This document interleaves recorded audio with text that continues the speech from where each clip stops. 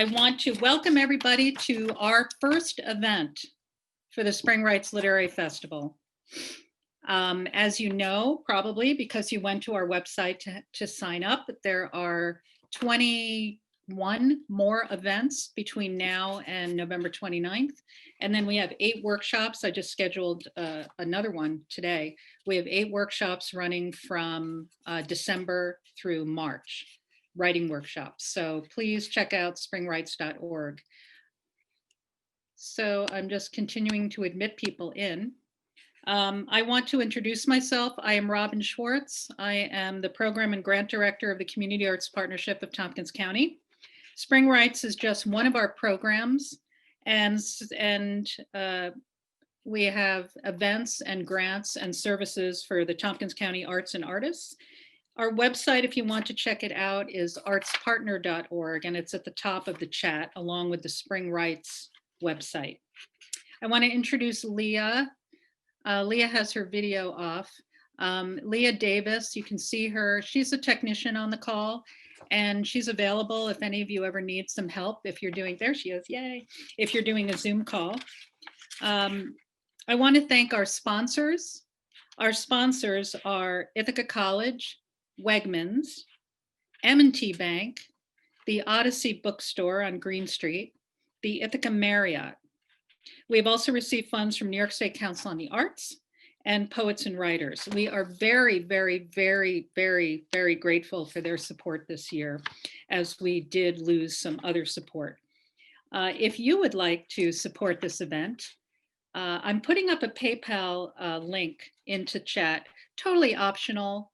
Obviously, we could use some donations. So if you feel compelled to donate, any amount is fine. We would be very grateful. A couple things, you will all be on mute throughout the event. You're welcome to write any comments into the chat or communicate with me through the chat. During this first event, writing the memoir, there won't be a Q&A. However, if you have any questions, write them into the chat, because I'm going to send these writers the chat after the event, and they may get in touch with you and answer your questions then. So this Zoom call has 2 events: writing the memoir that starts at 6, and then at 7 o'clock, panel Code Switching, Exploring Multilingualism in Writing and Literature. You can just stay on the call for both events if you want, or you could pop in and come back, whatever you like. So I'm just really excited. Quite honestly, this is just so much easier than the previous Spring Rights, where I had to be in 10 locations at a time and set up chairs and tables and find microphones and projectors and stuff. And now I can do this in my bedroom. So I do also appreciate that there's way more people at this event than there were at the live events. So I know that we're just able to reach out a lot farther. So without further ado, our first event is writing the memoir. The personal is always the political. And I'm going to turn this over to Nancy Bereano. I am pushing the right buttons Yay. on my computer, which, let me tell you, is a real challenge for me. So my partner and digitally very apt person, Elizabeth Nonis, is sitting just beyond me in case I run into terrible trouble. What I'd like to say about the memoir is that we, the 3 writers, and we are Nancy Bereano, Helena Maria Viramontes, and Anne Mazer, who is sitting in for Susan Currie, who is doing very well, but was indisposed and not able to read her own work. We are all women who cut our eye teeth on a different kind of politics during the years of feminism. And because of our personal explorations and the new knowledge that we gained and the theoretical writing that was taking place, it made it very clear to all of us that the personal is political, that was the nature of the kinds of experiences and explorations that we were all having, different ones for each of us, in our own lives. And it was a time when the memoir as a literary form flowered, which seems not illogical at all, because if you are talking about the personal as political, then you are exploring the things in your life in one way or another that continue to make you who you are. So as products of that feminist world and as writers of memoirs, we welcome you this evening. We're going to read, the three of us, in the following order, and each will introduce herself at some length. First, Helena Maria Viramontes. Second, Anne Mazer reading for Susan Currie, reading Susan Currie's work. And third will be myself, Nancy Bereano. And then we're going to get together, assuming there's time, the three of us, and talk to one another about our projects and memoirs in general. So this gets turned over to Helena. And I need help doing that. Oh, no, we'll do it. Okay, good. Yeah. That's what I like. Let's see. The host has highlighted your own. You're ready to go. Okay, there's just a little something there that I just, oh my God. You know, I'm so honored to be part of this and part of this panel.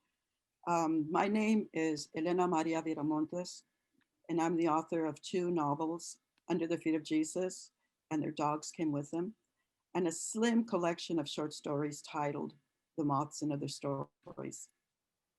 Earlier this year, before the pandemic lockdown, I was very excited to accept an invitation from Nancy Bereano to participate in a panel sponsored by the Spring Rights Literary Festival, along with Susan Currie. I had known Nancy because of her pioneering work in firebrand feminist publishing. In fact, I had sought Nancy out immediately upon my arrival in Ithaca over 28 years ago. And in all that time, my admiration and respect for her has never wavered. I became acquainted with Susan Currie when she was the director of the Tompkins County Public Library, and I was the newly minted member of the Board of Trustees. I love Susan's can-do, what a great idea, let's do it attitude. These women have worked tirelessly for the cultural, gender, and racial literacy and parity. And at this time, I'd like to thank Anne again for joining us on such short notice. And here's sending a shout out to Susan. We love you. I honor the fortitude of all memoirists, their initiation into the painful truths that sadly, I've never quite had the courage to pursue. Only in some of my critical essays have I included very personal experiences. I think my resistance is, in part, because I'm allied to the multiple storylines, the community of our voices presently erased.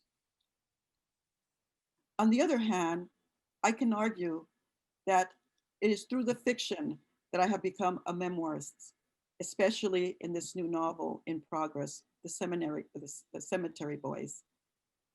Remembering requires a palimpsest of sensory recall, a probing detail that sets itself up as the truth of a particular experience. Fully imagined, it invites a collectivity of experience, an emotional transcendence for both the reader and the writer. You may not have experienced what I've had, but you have felt it in some way. In The Cemetery Boys, I felt compelled to write about my mother's parents' experiences working in the migratory corridor of California during the Great Depression. Using letters, newspapers, newly published historical accounts, and the stories my mother often told us. I pulled these experiences into fact, into fiction, into fictional fact, in order to document not only a family trying to survive during times of extreme poverty, but also acknowledging the whole communities that overlapped through a sharing of collection of location and work. By my mother's recollections, in my own intervention, this became my grandparents' memoir. Can you show the first photograph, please?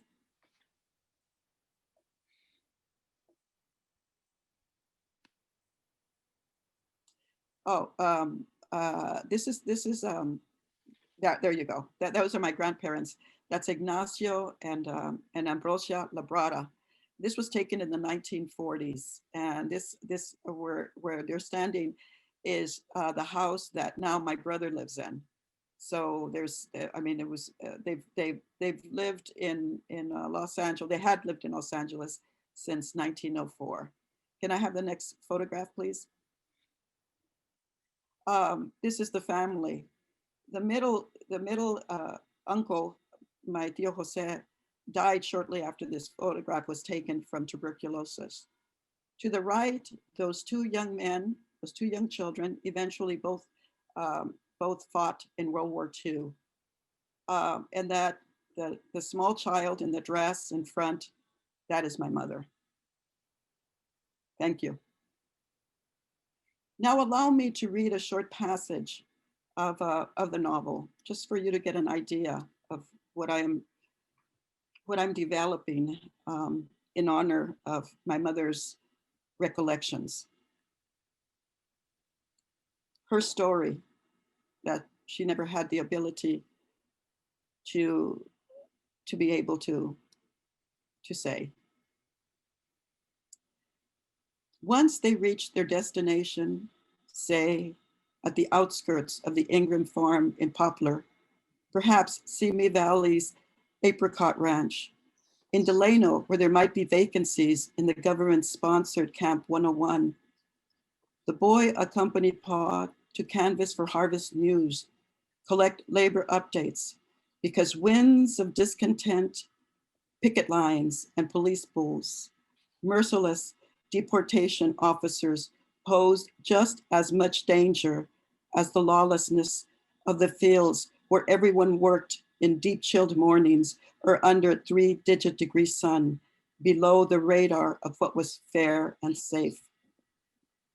Like the other farm workers, the boy's family homesteaded for months in barns, slept in decrepit sheds, derelict houses, in makeshift migrant barracks, government camps, made their homes under tarp tents along the highway, often toiling 14 summer hours at 10 cents an hour, 6 days a week. They knew aplenty about the heat, the swells of spider bites, relentless itch of bed bugs, humid nights that burglarize sleep, the violent crack of morning, the white clouds congealing like curdled clumps of rotten milk. Even after atole was served for breakfast, noisy intestines still bloated with complaining want, even after a corn mesh gorda was devoured for dinner, the meals were barely insufficient at recruiting energy for another back-intensive day of picking seasonal fruit, harvesting, and annual vegetables. Pa paired up with his oldest, Sayula. The boy worked with his youngest sister, Pomposa, and Ama held close to the baby, Adoleda. Camouflaged in long sleeves, gloves, rubber bands around their trouser ankles, their mouths and noses pressed under bandanas, the boy's family appeared indistinguishable from the other farm workers to the truck drivers who collected them before sunrise and drove them to their designated harvesting sites. At sunset, they still resembled one another as they emerged from the fields and the orchards, clutching empty water bottles, holding a child's hand, their faces wrapped with the gauze of fine white dust under wide brim hats, their shoulders sore after laying out raisin grapes or stacking tomato crates, their backs damaged after hauling pounds of cotton, plucking tangerines and apples. The truck drivers returned them to their accommodations, and they muttered gratitude in English tilted to regional accents. removed their cachuchas and hats, dusted off their soil, wiped away sweat with a rag dipped in soapy water, and felt a fleeting, frugal renewal. At sundown, the kindling in the small fire pit crackling, Ama set to burning candles, to conjuring the mathematical wizardry necessary to find the extra meal inside the calculated equation of never enough.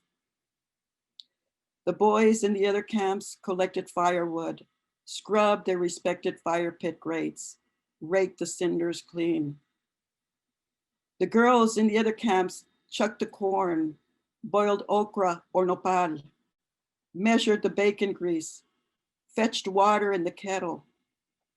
But the women in all the labor camps labored the fields, baked the bread, rolled the tortillas, treated the lice, taught the alphabets, recited the prayers, repeated the folk tales, bathed the youngins, darned the socks, lifted the screeching, steamy kettles to brew teas for baby or spousal colic, for ridding ear aches and backaches, for breech or birthing babies, for easing monthly cramping, cooling a woman's change, for burying buds not yet fully bloomed, each fireside glow casting shadows on their glistened grimaces, the dimming circle of cinders sputtering upon their glassy, exhausted eyes.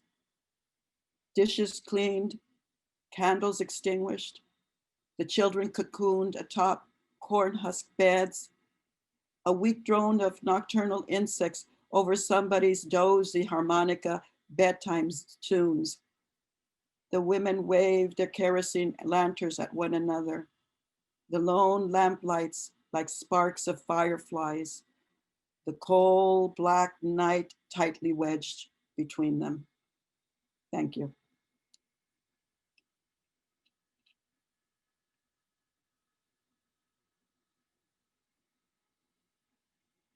Who should we unmute next?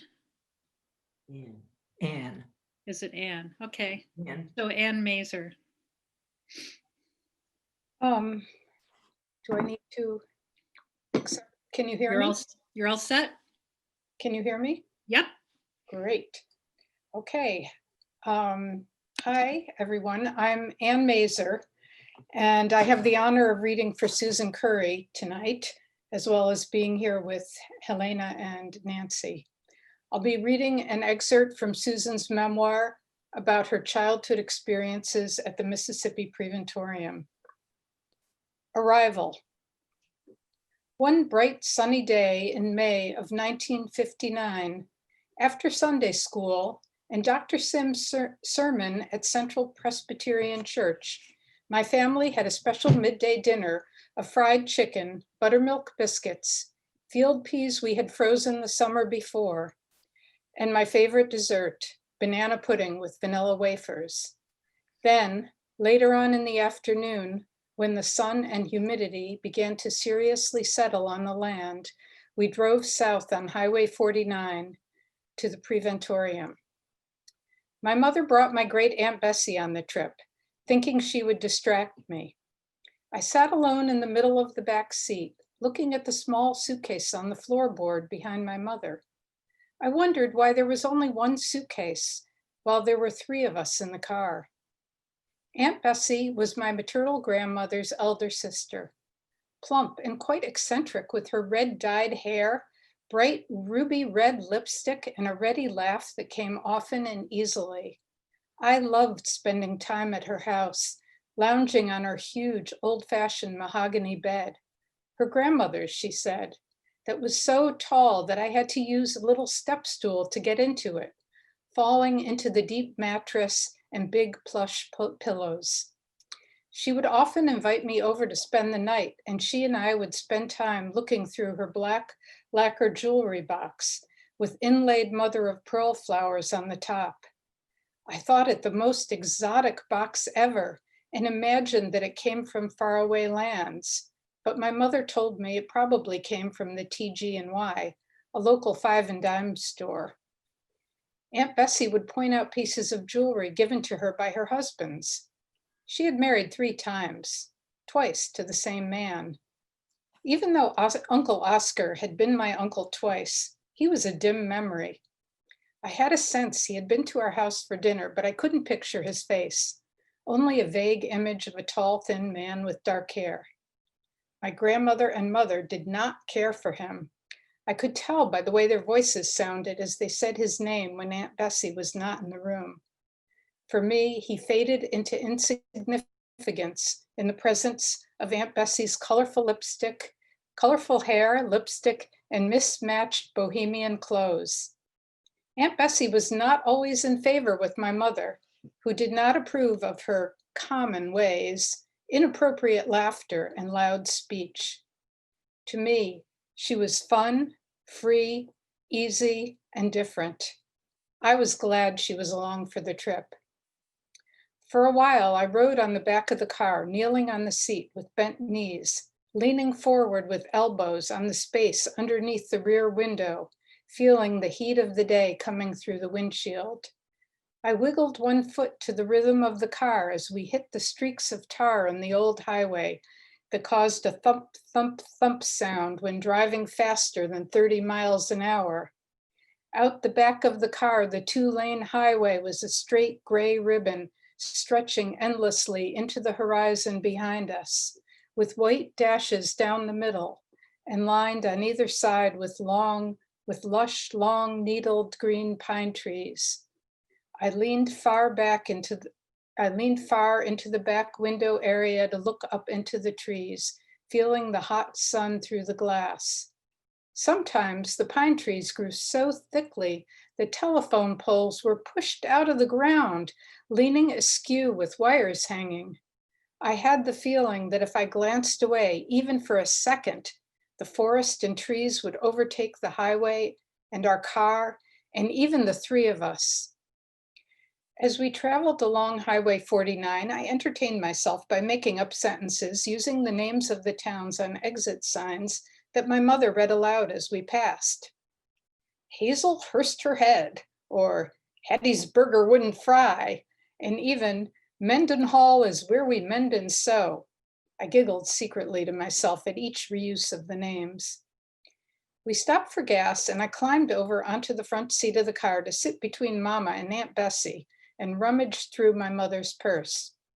I found my mother an endless source of fascination. Every morning I watched her put on her makeup, fix her hair, and choose her clothing. I thought she was the most beautiful, mysterious being in the world. In her purse was her wallet and an elaborate gold compact.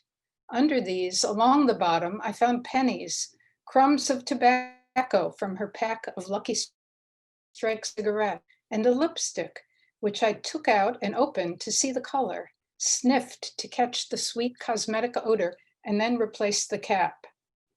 My mother and aunt talked to each other over my head. Aunt Bessie asked, "I wonder if it will do her any good. She could get worse anyway." My fingers landed on a stick of spearmint gum. I held the gum, turning it over to study the green paper and foil coverings.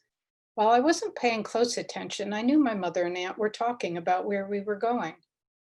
In a pause during their talking, I asked, "Mama, can I have this?" She looked at the gum and nodded yes.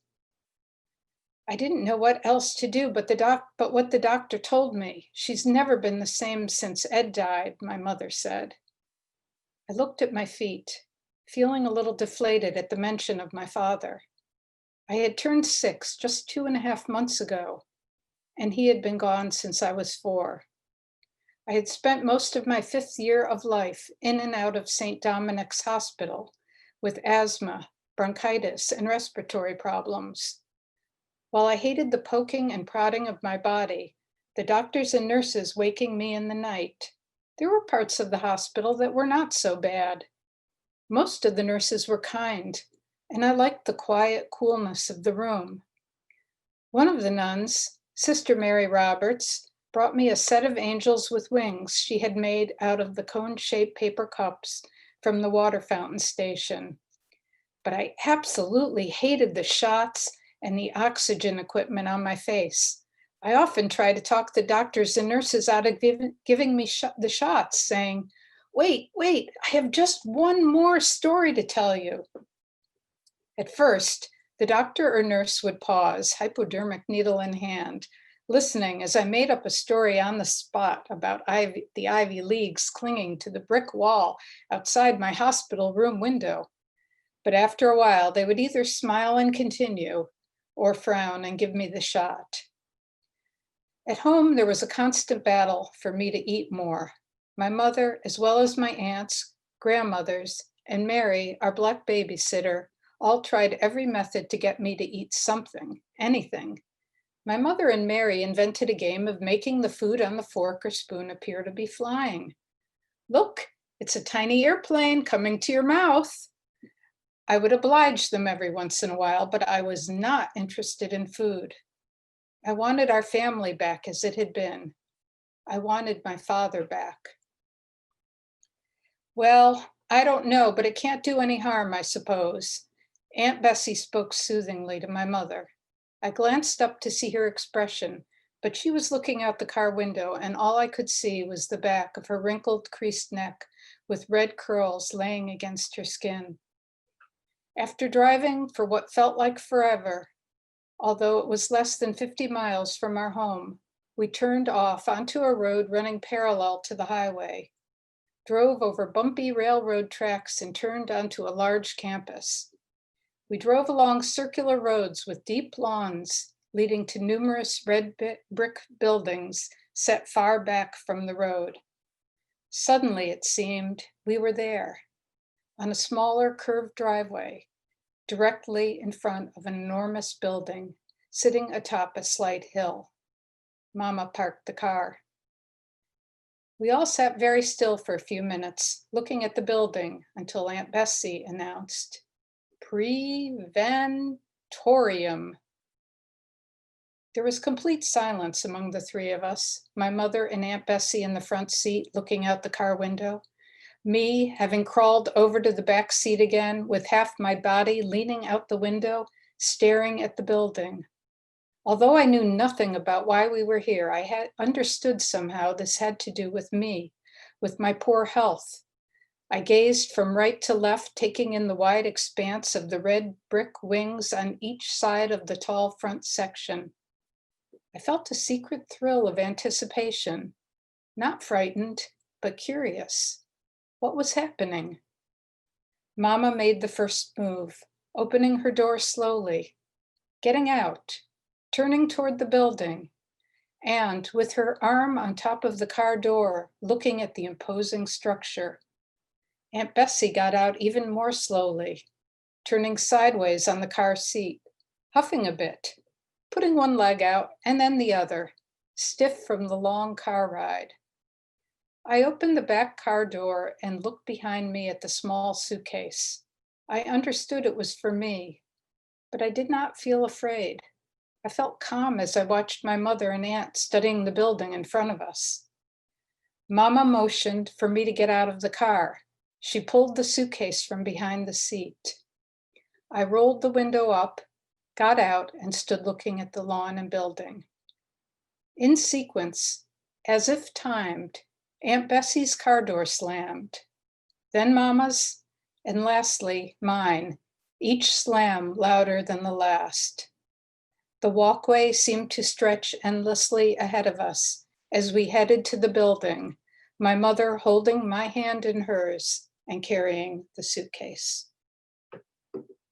That's the end. Thank you, Susan.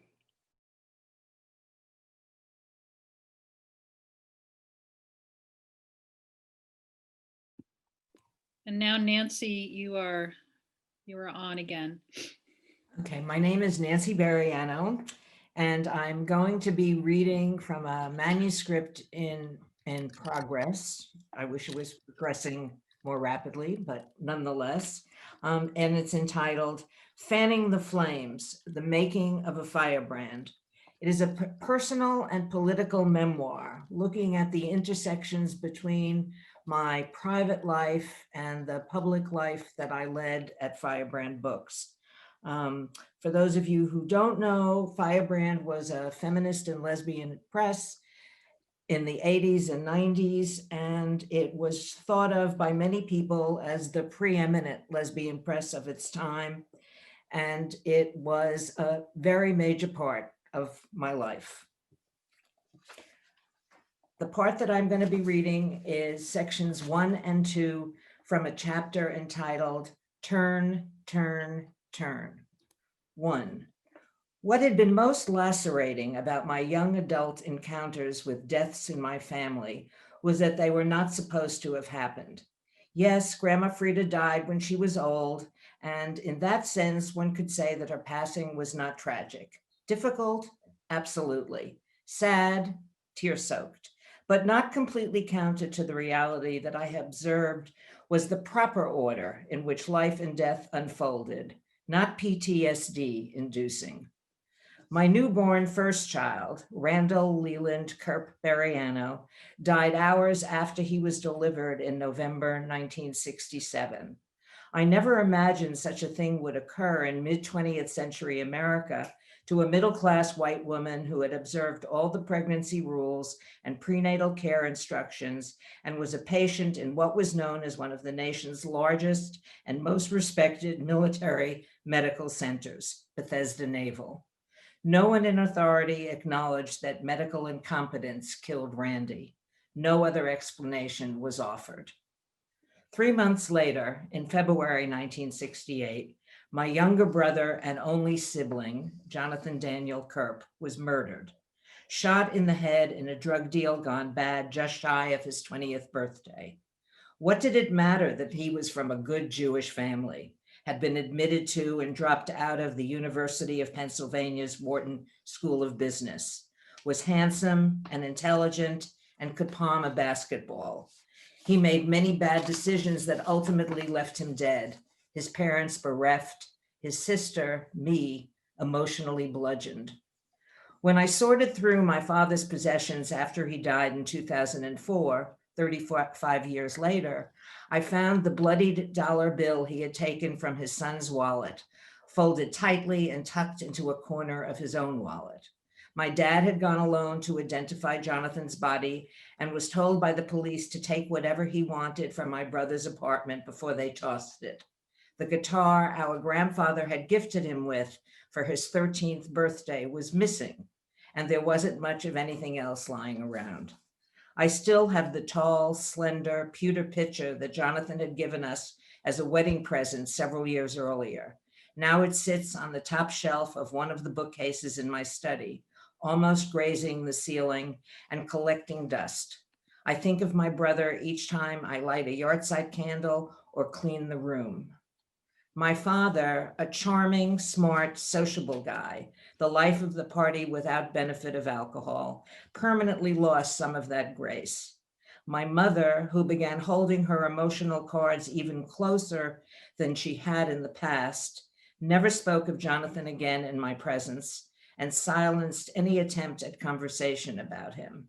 And I, more than ever, believed that the proverbial glass was half empty. My brother died young and adrift, out of sync with reasonable expectations for his lifespan and trajectory. His death taught me at a relatively young age, 26, that the life force can't be controlled, can't be corralled to do the bidding, meet the expectations of family and friends.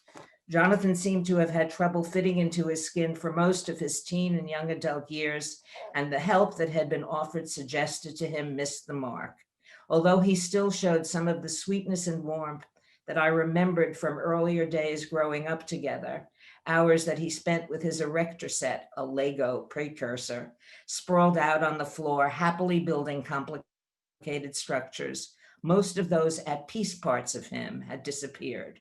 When Philip and I buried our baby, a ceremony the family rabbi encouraged us to have, in spite of both the hospital's willingness to treat Randy as quote unquote medical waste and Jewish liturgical instruction that our son hadn't lived long enough to be considered a Jewish person for purposes of burial, Jonathan came to the cemetery.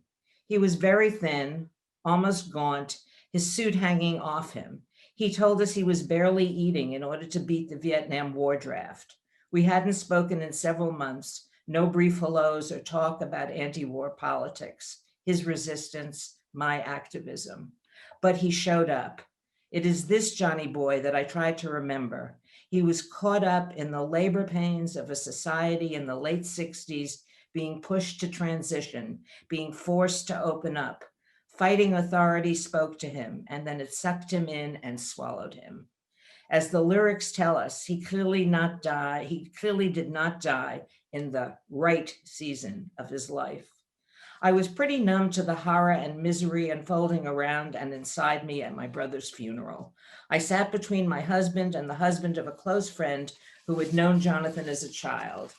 We were in the Riverside Memorial Chapel, the same funeral setting where all the family funerals had been held, the same rabbi who had led the service to bury my baby, bury several grandparents, preside over my wedding, and bar mitzvah Jonathan was once again officiating. In the middle of it all, I broke down sobbing, then screaming that I just didn't understand how all of this could happen. My baby dead, my brother dead. I stood up and struggled to leave the chapel, but the men on either side of me held me firmly in place. I knew I was making a scene, but had neither the desire nor the ability to control my outburst. I was unconcerned about disrupting the ceremony and fleetingly wondered why other people weren't also out of control. When I think of the families and friends, the people I read about, the folks in the neighborhoods where young Black men are with agonizing regularity gunned down because they happen to be standing, sitting, walking in the wrong place at the wrong time, because they did not respond to police orders with the kind of alacrity or deferential behavior demanded by a militarized civil police force, because their car's taillight was busted, or their ID was out of date, or their attitude was less than submissive. And those Black and Latinx friends and families would have learned, would have grown up being taught by those close in and by experience that dying before one's time was a middle-class white concept. Any time was a possible time to die. 2.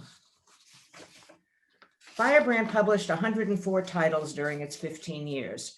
21 women of color were authors or editors of 28 of these books. Contributors to anthologies are not included. 8 of the 21 have died. The average age of the deceased authors was 64 and a half.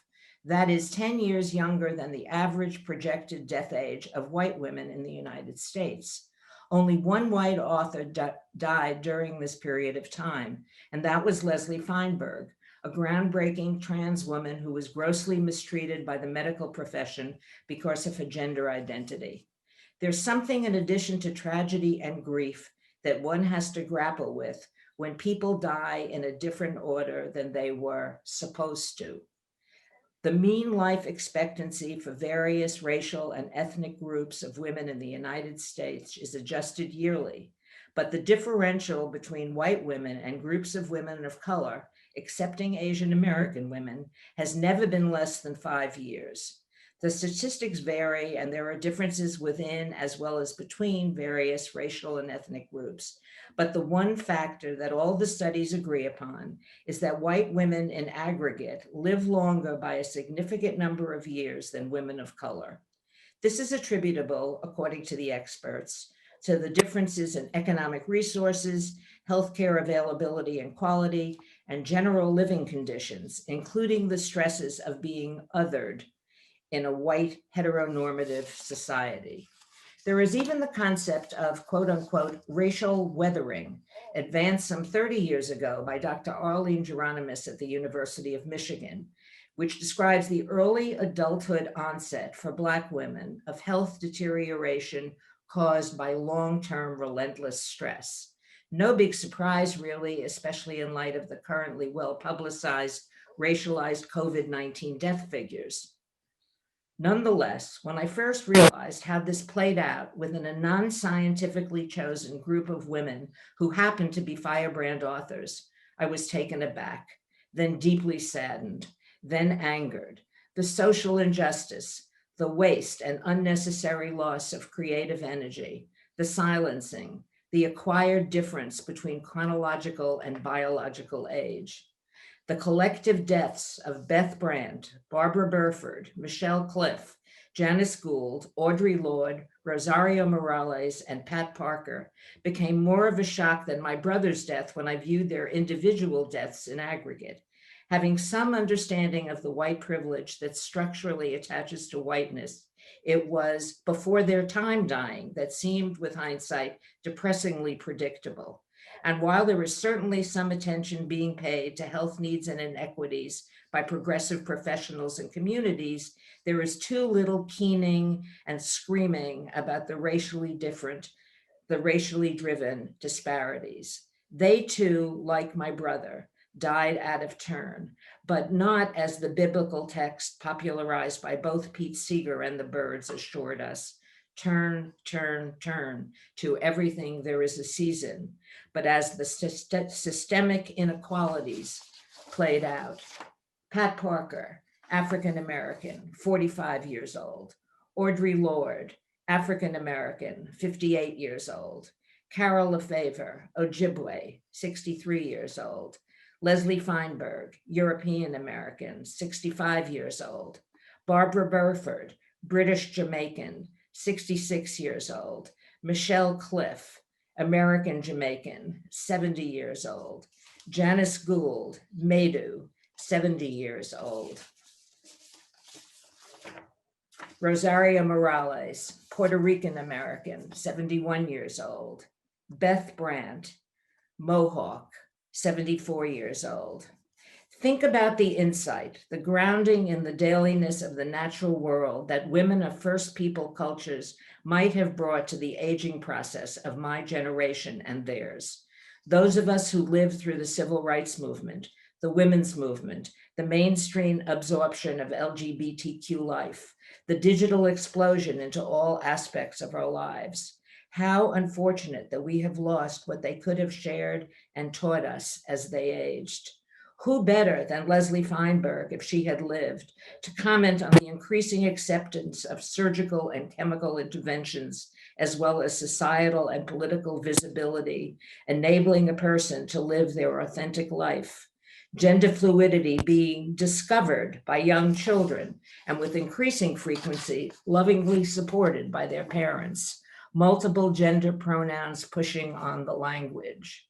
I imagine the intellectual and emotional leadership that Audre and Pat could have leveraged from their days in the street and their nights at their desks and their explorations of loving.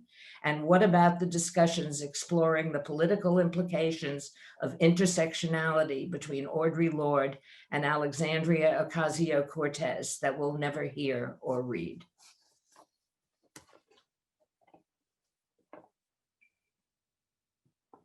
Thank you, Nancy. So now the three of you are going to talk about whatever you want to talk about. And for those of you, some of you may have noticed that I turned your video off so that we could see Nancy, Helena, and Anne all together. And I believe you are all unmuted. Are we all unmuted? Yes. One of the things that I would like to say is that it's so interesting that I actually maybe I need to go into therapy, but I shy away from what from Anne. That was a beautiful reading of Susan's excerpt, and Nancy. Wow, talk about punches, man. Talk about punches. And I think about that because I think that because I am so afraid of going into these really dwelling, hurtful, enraging experiences, that in fact I write through them, but I have to do it through my fiction. See what I mean? I have to do it through my fiction. And so I think that a lot of my work is in fact very much autobiographical, very much memoir, but I don't even have the courage to call it that. I mean, how do you how do you do it? When do you decide, how is it done? Well, I don't think, I guess I don't think that there's a, a correct answer to that, like one answer to that. I have spent the better part of my life learning how to find out as much as I can about what's going on in my life. Because when I didn't know what was going on in my life and I just sort of led the life that I was either supposed to lead or that I found myself leading, I was devastated by some of the things that happened to me, just devastated. And psychologically had enormous problems dealing with things. And I decided, in a sense, that maybe my best, and you can call it a defense mechanism. I mean, I think I do view it that way, is to know as much as possible, to know as much as possible, to get as many of the answers about what's going on as I can possibly make available to myself. And I believe, I mean, Firebrand was the work of my life. It was a major 15 years of, that was it. Yeah. And I believe that I was able to do Firebrand, the things that I did in Firebrand, because I was aware of and had experienced things in my life that opened me up, that made it possible for me to be engaged with very different kinds of people who had very different kinds of experience. So I don't know that it's lack of courage on your part. I mean, I don't think about it that way. I think it's a different methodology. Okay. Yeah. Yeah. Okay.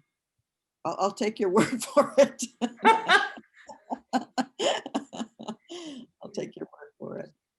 Yeah, because what you wrote was intent. What you read, I thought, was really intense. Yeah. And I think, if I were reading the book, I wouldn't be, I don't know, I wouldn't be saying, oh, but it would be so much better if only she was saying I. You know what I mean? It's interesting because the I, the authority of the I, the first person singular, it's almost like you have to give yourself permission Yes. to allow, to allow yourself to have the authority over your exploration, over your, curiosity, and that's another thing that I have to admire, that I. Well, all I can say is that when I didn't do that, I got to a point in my life where all of the things that I hadn't dealt with, including, let us say, the death of a child, and what that, et cetera, hit me in the face, and I had a nervous breakdown. It was like, and I was not going to go through that again.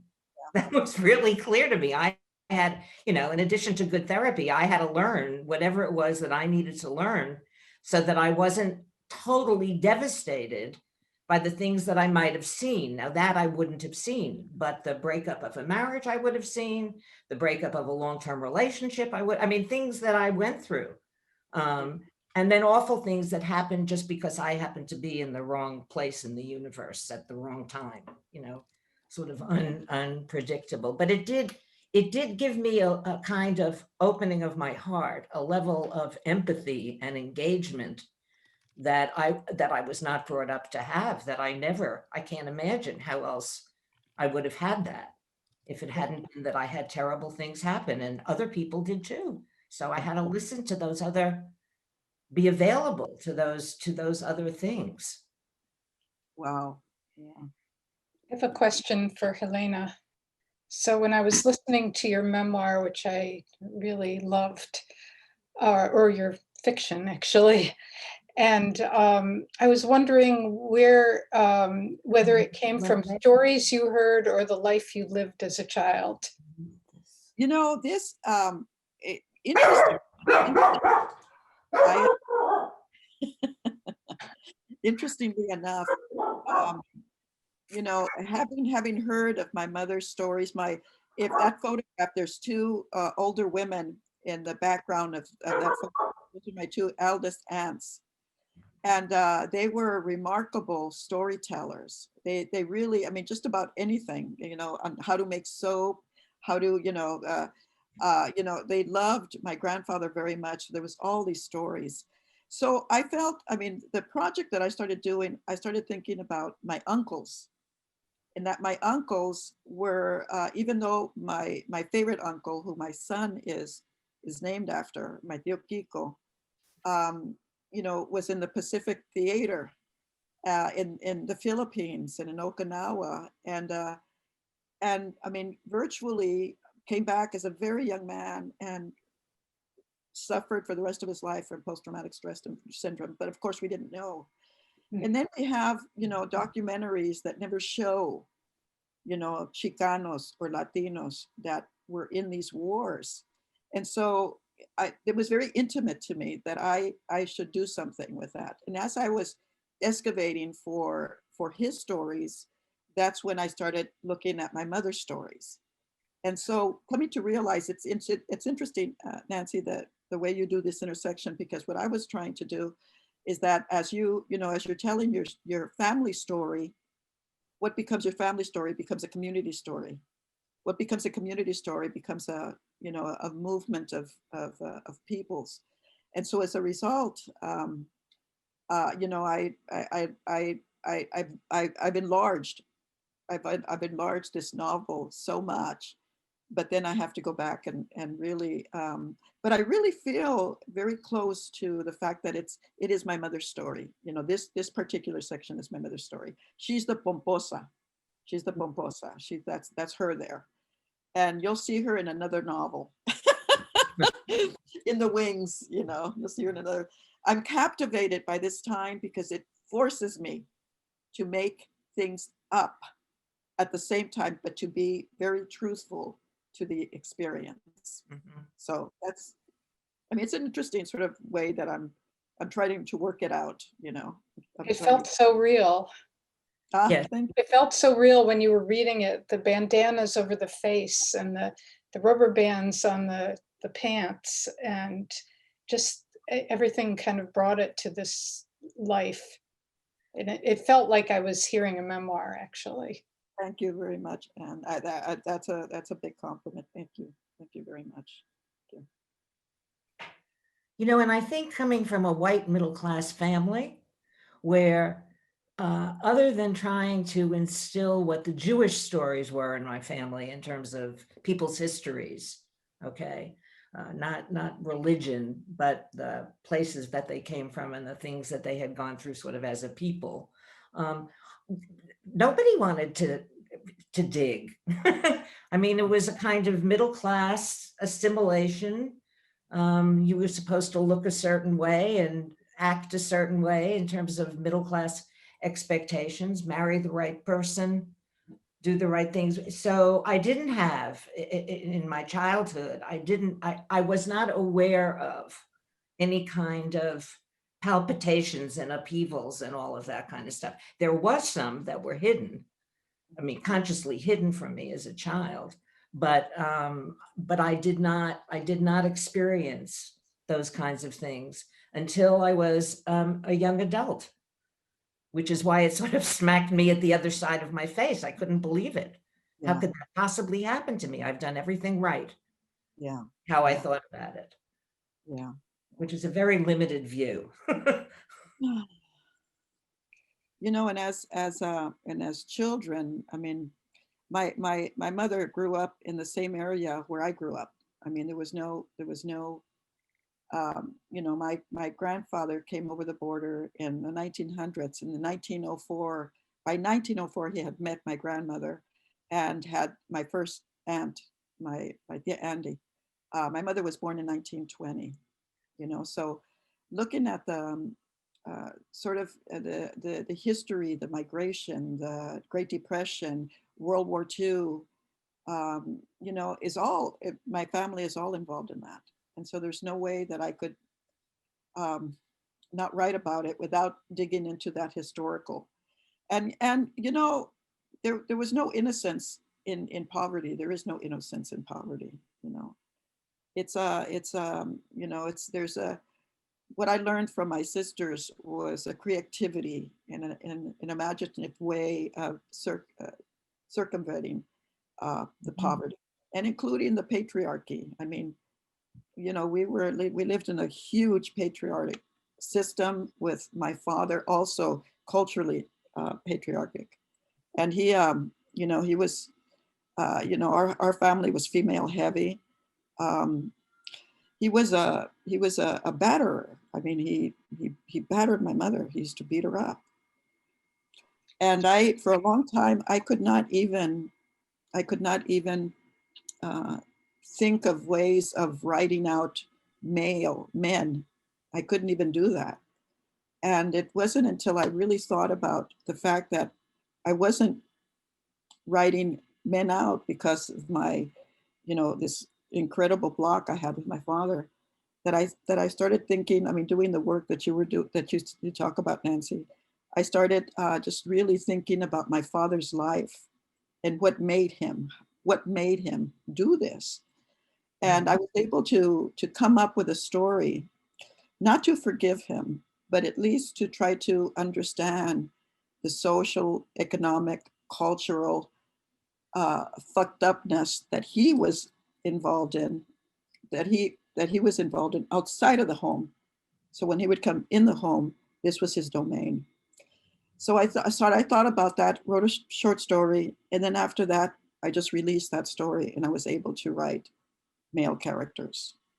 You know, I was able just to and anyway, yeah, there was never, for us, there was never, other than getting married, there was never any, you know, any real expectations. My father did want us to get married to white men, because somehow he just equated white men with power structure, with a house, with economics, you know. And so, but that's about it. There was, I mean, there were no real expectations for us to do things. Though I have to say, my sisters were incredibly gifted and incredibly imaginative, and really gave me the strength to leave the house at 17, and also gave me the inspiration to be creative, you know, to say, I'm not going to accept this bullshit. It sounds very memoirish to me. You know, I mean, that's quite a story. Thank you. Thank you very much. Oh my God, it's 6:59. I think we have another one Oh, going. yeah. Yeah. Oh, you're right. Yeah.